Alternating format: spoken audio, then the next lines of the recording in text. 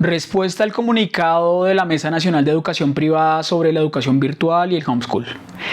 El comunicado de la Mesa Nacional de Educación Privada parte de una afirmación jurídica equivocada, institucionalmente grave y pedagógicamente reduccionista. Pretende hacer creer que la educación virtual, el homeschool y los modelos educativos alternativos son ilegales en Colombia por no estar reglamentados de manera específica, y eso es falso.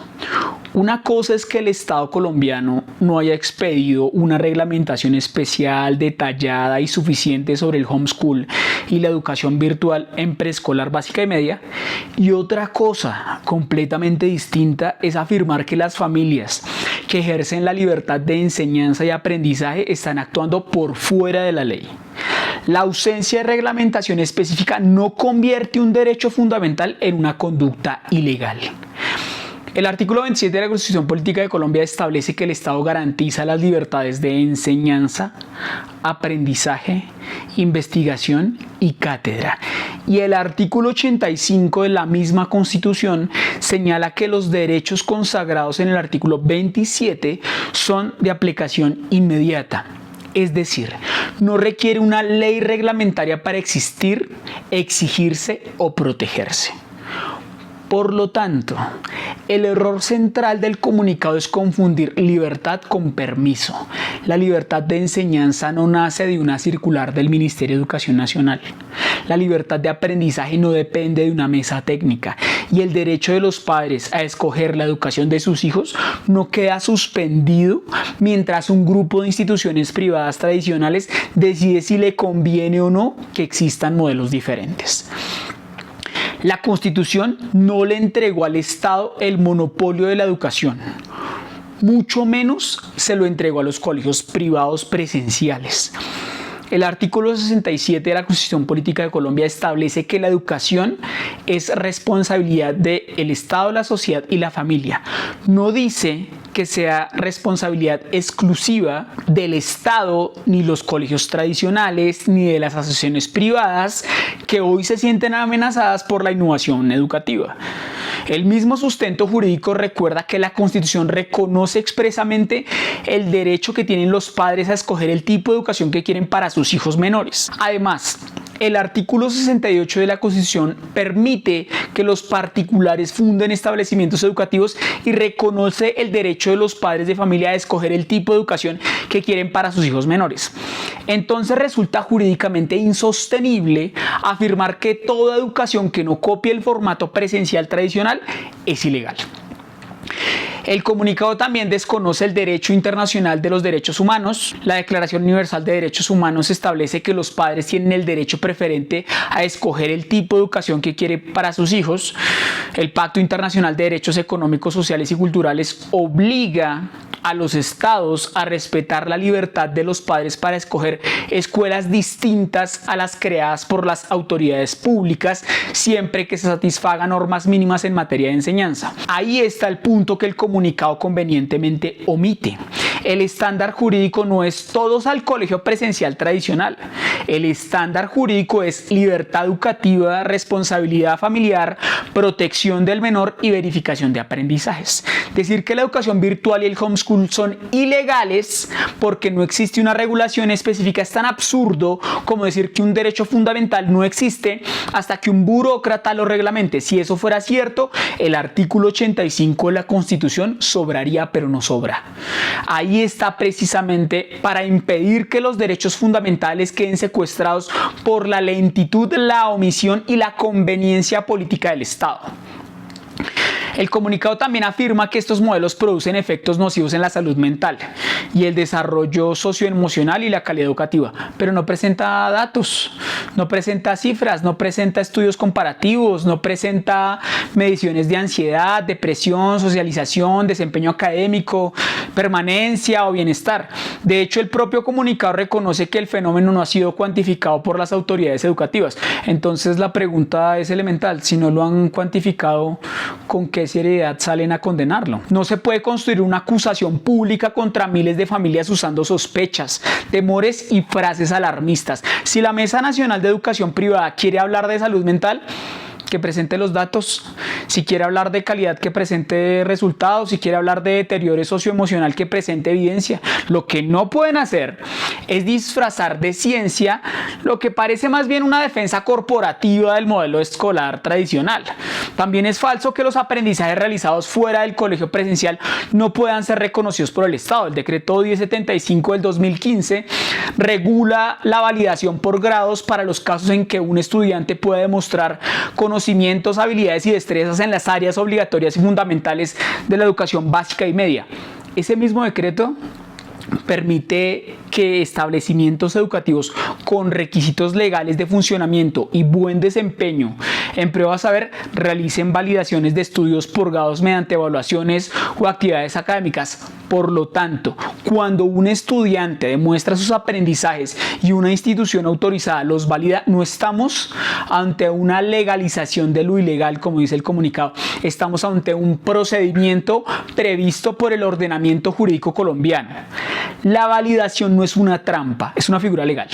Lo que incomoda no es la ilegalidad, lo que incomoda es que el aprendizaje puede demostrarse sin pasar necesariamente por el mismo edificio, el mismo horario, el mismo uniforme y el mismo modelo pedagógico de siempre. El comunicado también cita la sentencia T410 del 2022 para afirmar que la presencialidad es importante para el desarrollo social y emocional de los niños.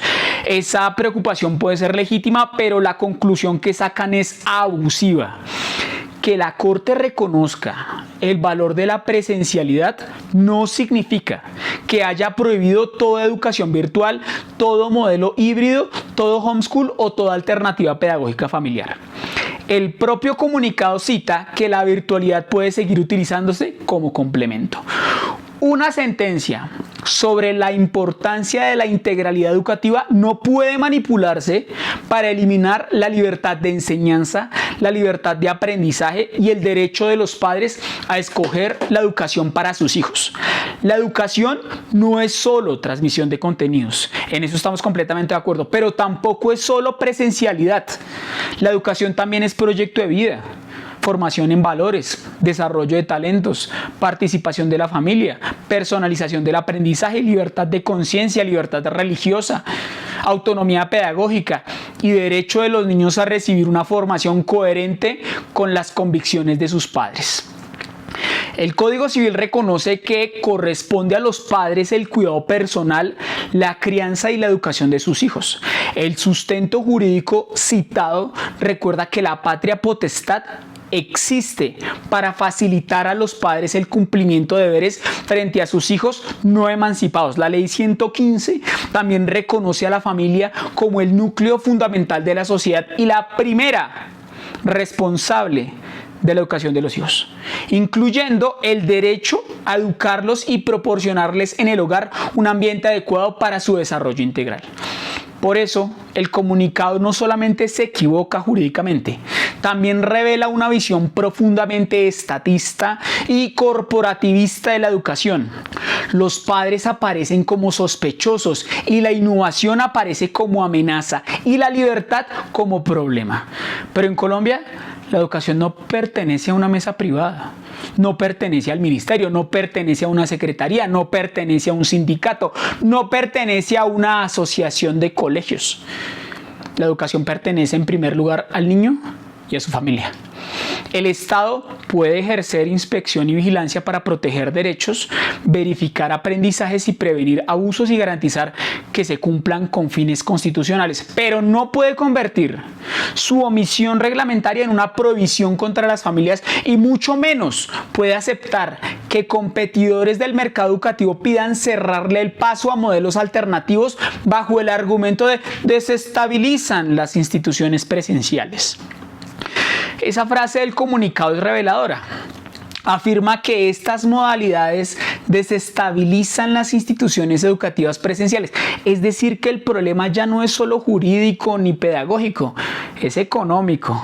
Hay colegios tradicionales que sienten amenazado su modelo porque las familias están descubriendo otras formas de educar. Y cuando un sector económico llama ilegal a su competencia, lo mínimo que la opinión pública debe hacer es leer con lupa. La educación virtual, el homeschool y los modelos alternativos no deben ser tratados como delitos.